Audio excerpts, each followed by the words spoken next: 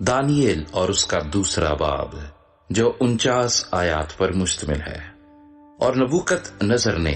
اپنی سلطنت کے دوسرے سال میں ایسے خواب دیکھے جن سے اس کا دل گھبرا گیا اور اس کی نیند جاتی رہی۔ تب بادشاہ نے حکم دیا کہ فال گیروں اور نجومیوں اور جادوگروں اور کسدیوں کو بلائیں کہ بادشاہ کے خواب اسے بتائیں۔ چنانچہ وہ آئے اور بادشاہ کے حضور کھڑے ہوئے، اور بادشاہ نے ان سے کہا کہ میں نے ایک خواب دیکھا ہے، اور اس خواب کو دریافت کرنے کے لیے میری جان بےتاب ہے۔ تب کسدیوں نے بادشاہ کے حضور ارامی زبان میں عرض کی کہ اے بادشاہ، ابد تک جیتا رہ، اپنے خادموں سے خواب بیان کر اور ہم اس کی تعبیر کریں گے۔ بادشاہ نے کسدیوں کو جواب دیا کہ میں تو یہ حکم دے چکا ہوں کہ اگر تم خواب نہ بتاؤ اور اس کی تعبیر نہ کرو تو ٹکڑے ٹکڑے کیے جاؤ گے اور تمہارے گھر مزبلہ ہو جائیں گے، لیکن اگر خواب اور اس کی تعبیر بتاؤ تو مجھ سے انعام اور صلہ اور بڑی عزت حاصل کرو گے۔ اس لیے خواب اور اس کی تعبیر مجھ سے بیان کرو۔ انہوں نے پھر عرض کی کہ بادشاہ اپنے خادموں سے خواب بیان کرے تو ہم اس کی تعبیر کریں گے۔ بادشاہ نے جواب دیا، میں خوب جانتا ہوں کہ تم ٹالنا چاہتے ہو، کیونکہ تم جانتے ہو کہ میں حکم دے چکا ہوں، لیکن اگر تم مجھ کو خواب نہ بتاؤ گے تو تمہارے لیے ایک ہی حکم ہے، کیونکہ تم نے جھوٹ اور ہیلے کی باتیں بنائیں تاکہ میرے حضور بیان کرو کہ وقت ٹل جائے۔ پس خواب بتاؤ تو میں جانوں کہ تم اس کی تعبیر بھی بیان کر سکتے ہو۔ کسدیوں نے بادشاہ سے عرض کی کہ روئے زمین پر ایسا تو کوئی بھی نہیں جو بادشاہ کی بات بتا سکے، اور نہ کوئی بادشاہ یا امیر یا حاکم ایسا ہوا ہے جس نے کبھی ایسا سوال کسی فالگیر یا نجومی یا کسدی سے کیا ہو۔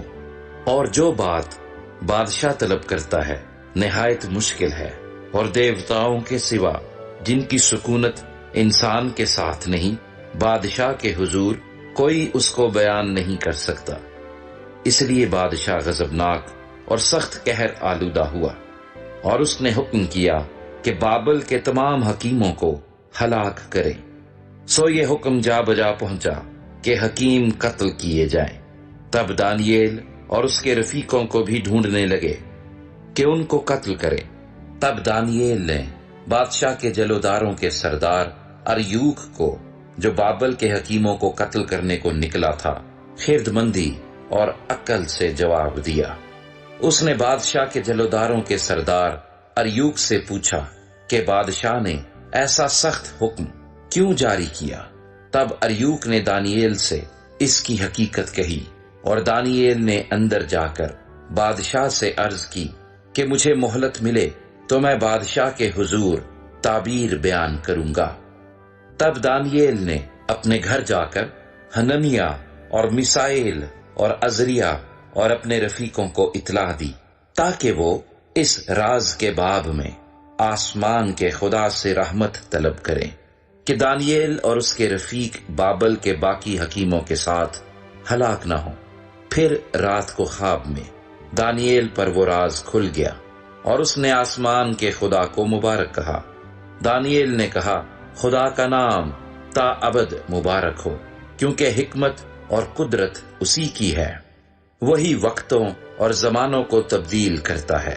وہی بادشاہوں کو معزول اور قائم کرتا ہے، وہی حکیموں کو حکمت اور دانش مندوں کو دانش عنایت کرتا ہے،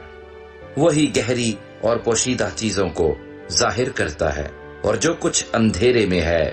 اسے جانتا ہے، اور نور اسی کے ساتھ ہے۔ میں تیرا شکر کرتا ہوں اور تیری ستائش کرتا ہوں، اے میرے باپ دادا کے خدا،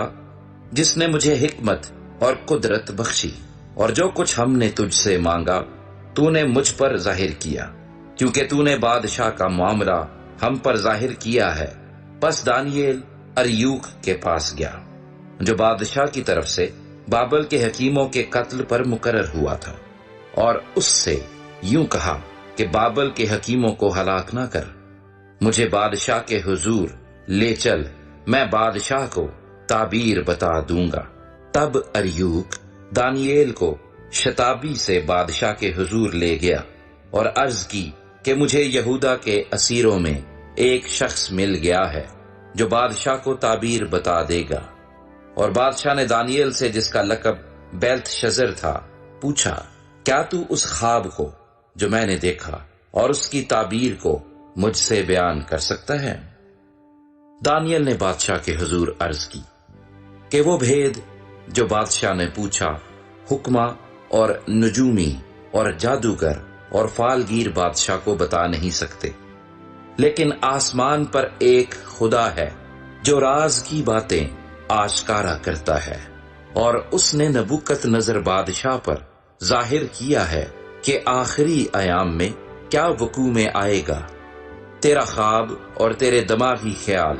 جو تو نے اپنے پلنگ پر دیکھے یہ ہیں۔ اے بادشاہ، تو اپنے پلنگ پر لیٹا ہوا خیال کرنے لگا کہ آئندہ کو کیا ہوگا۔ سو وہ جو رازوں کا کھولنے والا ہے تجھ پر ظاہر کرتا ہے کہ کیا کچھ ہوگا، لیکن اس راز کے مجھ پر آشکار ہونے کا سبب یہ نہیں کہ مجھ میں کسی اور ذی حیات سے زیادہ حکمت ہے، بلکہ یہ کہ اس کی تعبیر بادشاہ سے بیان کی جائے اور تو اپنے دل کے تصورات کو پہچانے۔ اے بادشاہ، تو نے ایک بڑی مورت دیکھی، وہ بڑی مورت جس کی رونق بے نہایت تھی تیرے سامنے کھڑی ہوئی، اور اس کی صورت ہیبت ناک تھی۔ اس مورت کا سر خالص سونے کا تھا، اس کا سینہ اور اس کے بازو چاندی کے، اس کا شکم اور اس کی رانیں تانبے کی تھیں، اس کی ٹانگیں لوہے کی اور اس کے پاؤں کچھ لوہے کے اور کچھ مٹی کے تھے۔ تو اسے دیکھتا رہا یہاں تک کہ ایک پتھر ہاتھ لگائے بغیر ہی کاٹا گیا اور اس مورت کے پاؤں پر جو لوہے اور مٹی کے تھے لگا اور ان کو ٹکڑے ٹکڑے کر دیا۔ تب لوہا اور مٹی اور تانبا اور چاندی اور سونا ٹکڑے ٹکڑے کیے گئے اور تابستانی کھلیان کے بھوسے کی مانند ہوئے، اور ہوا ان کو اڑا لے گئی یہاں تک کہ ان کا پتہ نہ ملا۔ اور وہ پتھر جس نے اس مورت کو توڑا ایک بڑا پہاڑ بن گیا اور تمام زمین میں پھیل گیا۔ وہ خواب یہ ہے اور اس کی تعبیر بادشاہ کے حضور بیان کرتا ہوں۔ اے بادشاہ، تو شہنشاہ ہے جس کو آسمان کے خدا نے بادشاہی و توانائی اور قدرت و شوکت بخشی ہے، اور جہاں کہیں بنی آدم سکونت کرتے ہیں اس نے میدان کے چرندے اور ہوا کے پرندے تیرے حوالے کر کے تجھ کو ان سب کا حاکم بنایا ہے۔ وہ سونے کا سر تو ہی ہے، اور تیرے بعد ایک اور سلطنت برپا ہوگی جو تجھ سے چھوٹی ہوگی، اور اس کے بعد ایک اور سلطنت تانبے کی جو تمام زمین پر حکومت کرے گی، اور چوتھی سلطنت لوہے کی مانند مضبوط ہوگی، اور جس طرح لوہا توڑ ڈالتا ہے اور سب چیزوں پر غالب آتا ہے، ہاں جس طرح لوہا سب چیزوں کو ٹکڑے ٹکڑے کرتا اور کچلتا ہے، اسی طرح وہ ٹکڑے ٹکڑے کرے گی اور کچل ڈالے گی۔ اور جو تو نے دیکھا کہ اس کے پاؤں اور انگلیاں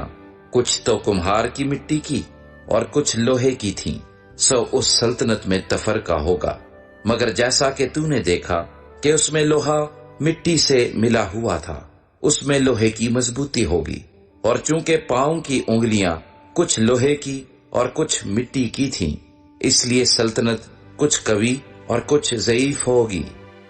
اور جیسا تو نے دیکھا کہ لوہا مٹی سے ملا ہوا تھا، وہ بنی آدم سے آمیختہ ہوں گے،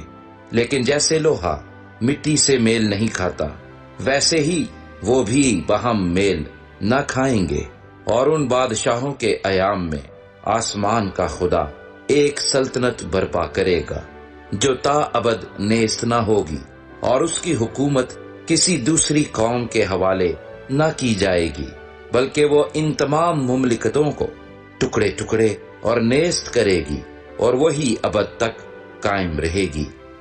جیسا تو نے دیکھا کہ وہ پتھر ہاتھ لگائے بغیر ہی پہاڑ سے کاٹا گیا، اور اس نے لوہے اور تانبے اور مٹی اور چاندی اور سونے کو ٹکڑے ٹکڑے کیا۔ خدا تعالیٰ نے بادشاہ کو وہ کچھ دکھایا جو آگے کو ہونے والا ہے، اور یہ خواب یقینی ہے اور اس کی تعبیر یقینی۔ تب نبوکت نظر بادشاہ نے منہ کے بل گر کر دانییل کو سجدہ کیا اور حکم دیا کہ اسے ہدیہ دیں اور اس کے سامنے بخور جلائیں۔ بادشاہ نے دانییل سے کہا، فی الحقیقت تیرا خدا معبودوں کا معبود اور بادشاہوں کا خداوند اور بھیدوں کا کھولنے والا ہے، کیونکہ تو اس راز کو کھول سکا۔ تب بادشاہ نے دانییل کو سرفراز کیا اور اسے بہت سے بڑے بڑے تحفے عطا کیے، اور اس کو بابل کے تمام صوبے پر فرما روائی بخشی، اور بابل کے تمام حکیموں پر حکمرانی عنایت کی۔ تب دانییل نے بادشاہ سے درخواست کی، اور اس نے صدرک اور میسک اور عبد نجو کو بابل کے صوبے کی کار پردازی پر مقرر کیا، لیکن دانییل بادشاہ کے دربار میں رہا۔